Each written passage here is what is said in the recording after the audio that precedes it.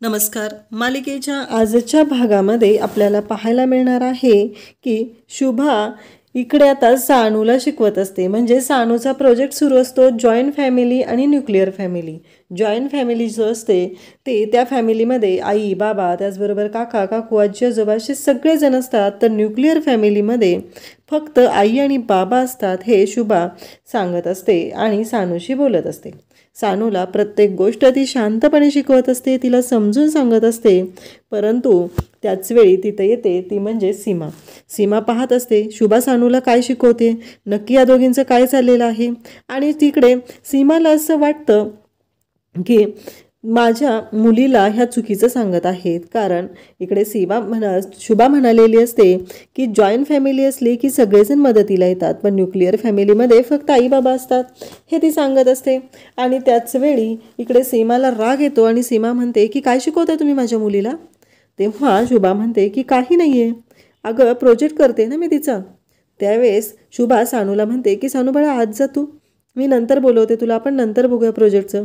असं म्हणत शुभा तिला आत पाठवते आणि सीमा मात्र ओरडतच असते. सीमाचं असं म्हणणं असतं की तुम्ही माझ्या मुलीला चुकीचं सांगताय, तुमची न्यूक्लिअर फॅमिली तुमची जगून झालेली आहे म्हणून तुम्ही आत्ता माझ्या मुलीला असे संस्कार देताय, हे सीमाचं बोलणं चालू असतं.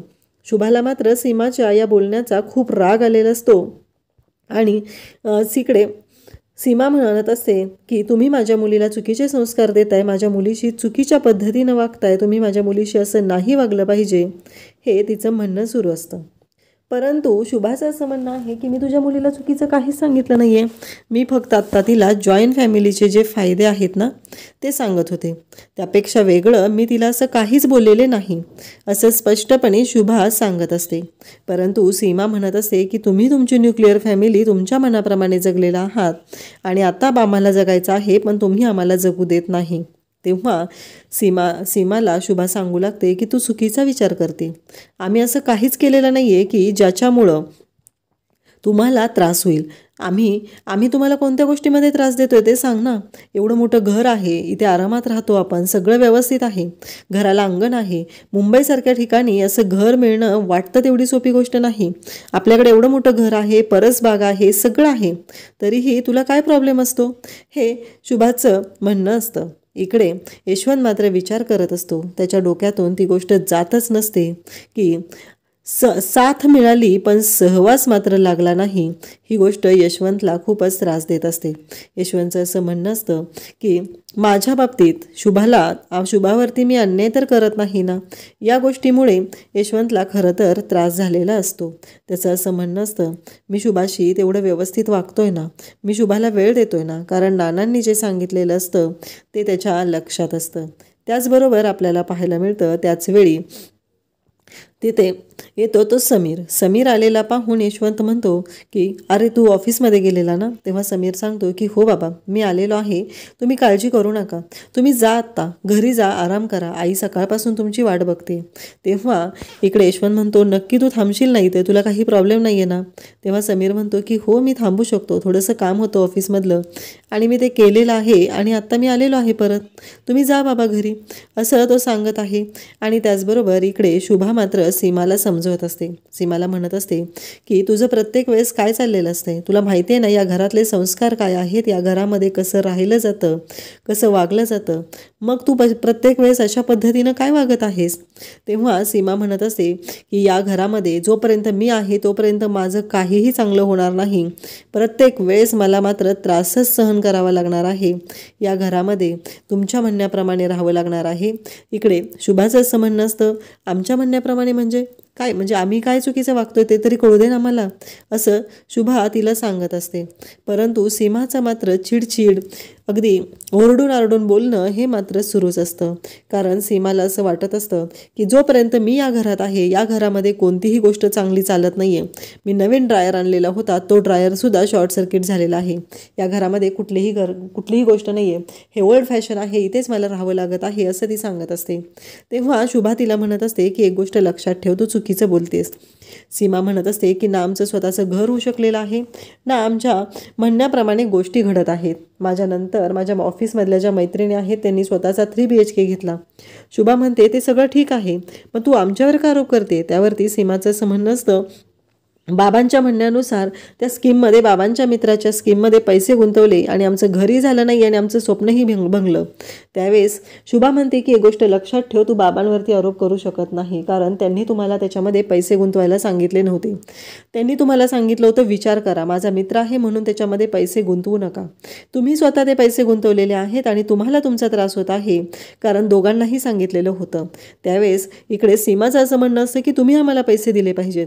शुभा मात्र भयानक चिडलेली असते. तिला चांगलंच तसं उत्तर देते आणि ती तिथून निघून जाते आणि तो ड्रायर आतून घेऊन येते आणि जोरात फेकून देते आणि म्हणते की हे तुमचं जे आहे ना ओल्ड फॅशन सॉफिस्टिकेटेड वागणं, हे सगळं मला नको आहे, मला माझं स्वतःचं आयुष्य जगायचं आहे, हे सगळं ती ओरडून ओरडून सांगत असते. त्यावरती शुभाचं असं म्हणणं असतं, आम्ही तुम्हाला कधीच अडवलेलं नाही, तुमचं स्वातंत्र्य तुमच्याकडे आहे आणि मान्य मला तू घरात खूप जबाबदारी घेते, सगळं करते, परंतु आत्ता जे काय तू वागत आहेस ना ते पूर्णपणे चुकीचं आहे. तू अशा पद्धतीनं वागून आम्हाला सगळ्यांनाही त्रास देत आहे आणि तुलाही त्रास करून घेत आहे. आणि राहिला प्रश्न सानूवरती संस्कार करण्याचा, तुला असं वाटत असेल की सानूवरती आम्ही चुकीचे संस्कार करतोय, पण तू जे संस्कार करते त्यातून पण विचार कर, कारण तुझ्या बोलण्यातून वागण्यातूनच नाही तर प्रत्येक गोष्टीतून आपल्या मुलांवरती संस्कार घडत असतात आणि तू चुकीच्या पद्धतीनं रिॲक्ट होत आहे, हे शुभाचं म्हणणं असतं. सीमा म्हणत असते, हो मी कमी पडते ना संस्कार करायला. आणि त्याचवेळी ड्रायर जो असतो तो रागाने ती फेकून देते आणि तो ड्रायर फुटतो. त्यावेळेस तेवढ्यात दारात यशवंत आलेला असतो आणि यशवंत ऑलरेडी टेन्शनमध्ये आहे हे शुभाला माहिती असतं. म्हणून शुभा शांतपणे म्हणते की हो आपल्या कॉलनीमध्ये नाटक आहे ना, त्याच्यामध्ये भाग घेतलेला आहे आपल्या सीमाने, त्याचीच प्रॅक्टिस सुरू आहे, बाकी काही नाही आहे, तुम्ही नका टेन्शन घेऊ. आणि मग ती त्याला आत बोलवते. त्याचवेळी सीमाला म्हणते की जा. सीमा आत निघून जाते. त्याचवेळी यशवंत आत येतो आणि तो जो प्रकार असतो आल्या यशवंतच्या समोर घडलेला असतो तो मात्र इथे आता शुभाने सांभाळून घेतलेला असतो, कारण काहीही झालं तरीही आत्ता सध्या शुभाला माहिती आहे की यशवंतला कोणत्याही गोष्टीचं टेन्शन द्यायचं नाही. तर इकडे असं झाल्यानंतर पाहायला मिळतं की शुभा स्वतः जाते, तो ड्रायर तिथून उचलते आणि तो ड्रायर नेऊन आता ती सीमाला देते आणि यशवंतला म्हणते चला बसा तुम्ही, तुम्हाला मी जेवायला वाढते. आणि यशवंत शांतच असतो. शुभा या सर्व गोष्टी हँडल करत असते आणि त्याचबरोबर यशवंतला ती विचारते काय झालं, त्यांची तब्येत कशी आहे सोमन वहिनींची. तेव्हा यशवंत सांगतो की नाही सध्या क्रिटिकल आहे. आणि इकडे सीमाला खूप राग येतो आणि सीमा जाताना सानूच्या प्रोजेक्टचं सगळं साहित्य घेऊन ती आत जाते आणि म्हणते की सानूचा प्रोजेक्ट मी करून देईल, तुम्ही करायची काहीही गरज नाही. म्हणजे का आत्तापर्यंत जी सीमा म्हणत होत असते की तुम्ही प्रोजेक्ट करायचा आहे, तुम्ही बाहेर जाऊ नका, तुम्ही मिटिंगला जाऊ नका, तुम्ही हॉस्पिटलला जाऊ नका, आणि आता ती सीमा स्वतःहून इकडे सांगत आहे की सानूचा प्रोजेक्ट मी करते. आणि हे सगळं तिचं चाललेलं असतं. आणि त्याचबरोबर इकडे आपल्याला पाहायला मिळतं की त्या क्षणी लगेचच शुभा यशवंतला विचारते तुम्ही काहीतरी थोडंसं खाऊन घ्या ना. यशवंत म्हणतो की नाना एकच गोष्ट बोलला, ते म्हणजे नाना म्हणाला की साथ लाभली पण सहवास लाभला नाही. नानाला खरंच खूप वाईट वाटलेलं आहे. हे सगळं यशवंत सांगत असतो आणि तेव्हा शुभालाही वाईट वाटत असतं. शुभाचं असं म्हणणं असतं की इकडे आत्ता सध्या आपल्या बाबतीत काय होतं याचाही विचार त्याच्या डोक्यात सुरू असतो. शुभा यशवंतला म्हणत असते की मी तुम्हाला काहीतरी खायला देते. तेव्हा यशवंत म्हणत असतो की नाही नको मला. त्यानंतर दुसऱ्या दिवशी सकाळी आपल्याला पाहायला मिळतं की इकडे बाहेर फिरायला आलेली असते, ती म्हणजे मॉर्निंग वॉकला आलेली असते.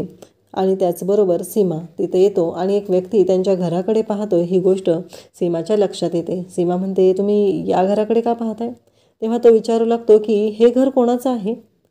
तेव्हा ती म्हणते आमचं आहे. का तुम्ही इकडे का पाहताय. तेव्हा तो सांगतो की मी असं माझं नाव आणि मी नारडा बिल्डर्स माहिती आहे ना त्यांच्याकडून आलेलो आहे, मी त्यांचा पिया आहे.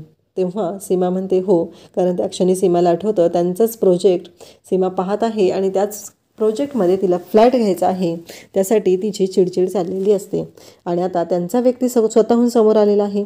तेव्हा सीमा म्हणत असते म्हणजे सीमाचा जो ॲटिट्यूड असतो तो काही कमी नसतो, तो ॲटिट्यूड तू इकडेही दाखवत असते. तेव्हा तो सांगू लागतो की मी नारडा बिल्डर्स यांच्याकडून आलेलो आहे आणि इथले तुमच्या शेजारचे जे बंगले आहेत ना, मिसाळ यांचा, साणी यांचा, त्यांनी सगळ्यांनी ते दिलेले आहेत आमच्याकडे, फक्त तुमचाच बंगला राहिलेला आहे. हे ऐकल्यानंतर इकडे आता सीमा म्हणते की म्हणजे. तेव्हा तो सांगतो की हो. तेव्हा तो म्हणतो की याचे ओनर कोण आहेत. ती म्हणते की हे किल्लेदारांचं घर आहे आणि मी सीमा किल्लेदार त्यांची सून आहे. हे ऐकल्यानंतर त्या क्षणी धक्का बसतो, तो म्हणजे इकडे त्या नारडाला. आणि सीमा हे सगळं मनापासून पाहत असते, ऐकत असते, कारण तिला काहीही करून हे घर जे आहे ते रिडेव्हलप करायचं असतं आणि त्यासाठी तिची तयारी चाललेली असते. आणि आता तिला एक छान ऑप्शन मिळालेला आहे. तो म्हणतो की हे जुनं घर आहे ना, हे रिडेव्हलप केलं तर तुम्हाला त्याचा फायदाच होणार आहे. त्याचबरोबर आपल्याला पाहायला मिळतं की इकडे नेमका तो व्यक्ती आहे तो समीरला धडकतो आणि समीर त्या व्यक्तीकडे पाहत असतो, पण सीमाने त्याला खुणवलेलं असतं की यांना काहीही सांगू नका. हे सगळं सीमाचं चालू असतं. आता तो ड्रायर जो आहे तो शुभा जोडते आणि तो पुन्हा घेऊन सीमाकडे येते आणि सीमाला म्हणते हे घे. तेव्हा सीमा म्हणते की म्हणजे आता काय उपयोग आहे, त्याचं काय कामाचं आहे. तेव्हा शुभा म्हणते की तो जोडलेला आहे आणि वस्तू जरा संयमाने हाताळायला लागलीस तर त्या वस्तू व्यवस्थित राहतील, एवढं लक्षात ठेव. आणि हे ऐकल्यानंतर शुभा तो ड्रायर स्वतः तिथे जोडते आणि तिला ऑन करून दाखवते आणि तिला म्हणतेस बघितलं का चालू झालेलं आहे. त्याचबरोबर जशा वस्तू संयमाने हाताळायच्या असतात तशी नातीही संयमाने हाताळायची असतात. तुला प्रत्येक वेळेस वाटतं की तू जे करतेस ते योग्य आहे, पण हे या घरातले संस्कार नाही, तेवढं लक्षात ठेव. या घरामध्ये सगळ्या गोष्टी शांततेने होतात. याचा अर्थ असा नाही की प्रत्येक वेळेस तुझी प्रत्येक गोष्ट खपून घेतली जाईल, त्यामुळं तू जरा विचार करून वागत जा. हे सगळं शुभा सांगत असते आणि त्याचबरोबर शांतपणे पण तिला एक सल्ला देते, तिला तिचे चांगलेच कान ओढते आणि तिला सांगून देते की जे काय तुझं चाललेलं आहे ना ते अति होतंय. आम्ही तुझ्यावर कोणतीही बंधनं घातलेली नाहीत, त्यामुळं तुझं जे काय चालू आहे ना त्या प्रत्येक गोष्टीला आळा बसला पाहिजे, असं शुभाचं म्हणणं असतं. त्याचबरोबर सानूच्या संस्कारांचा राहिला प्रश्न, तर सानूवरती संस्कार कशा पद्धतीनं करायचे आहेत हे तू ठरवू शकतेस आणि त्याच्या बाबतीत आम्ही कोणीच तुला अडवणार नाही, हेही शुभाने त्या क्षणी तिला सांगितलेलं असतं. आणि तू जे करत आहे तुझ्या वागण्यातून सानूवरती संस्कार होत आहेत, मुलं घडत असतात, हेही लक्षात ठेव, असा सल्ला शुभाने तिला दिलेला असतो. त्यानंतर आपल्याला पाहायला मिळतं शुभा चांगलाच तिचा हात धरून तिला सांगत असते. शुभाने शांतपणे संयमाने गोष्टी हँडल केलेल्या आहेत, कारण आता तिची मुलं नातवंड यांना सांभाळत ती घराची सगळी जबाबदारी स्वतःवरती घेत आहे. शुभा सांगत आहे की तुझ्यावर ऑफिसचं टेन्शन असतं म्हणून घराची कोणतीही जबाबदारी आम्ही तुझ्यावर दिलेली नाही, ती सगळी जबाबदारी आम्ही सांभाळत आहोत. त्याचा अर्थ असा नाही की तुझ्या मनाला वाटेल तसं तू वागशील आणि आम्ही ते सहन करावं. त्यानंतर उद्याच्या भागामध्ये आपल्याला पाहायला मिळतं की दारात मकरंद आलेला असतो आणि सगळेजण खुश झालेले असतात. मक्या ये असं म्हणत त्याचं स्वागत करत आहेत. मकरंदची एंट्री झालेली आहे. मकरंद म्हणजे शुभा आणि यशवंतचा छोटा मुलगा. तो आलेला आहे तेव्हा तो म्हणतो की मी एकटा आलेला नाही, माझ्याबरोबर माझी मैत्रीण, असं तो सांगत असतो. तो आता घरी आलेला आहे. सानूही खुश झालेली आहे, त्याचबरोबर समीरही खुश आहे. सगळेजण त्याला आत घेत आहेत आणि त्याच वेळेस त्याने जेव्हा सांगतो की त्याच्यासोबत कोण आलेला आहे आणि त्या व्यक्तीला शुभा यशवंत सगळेजण पाहतात तर ती मकरंदची गर्लफ्रेंड असते.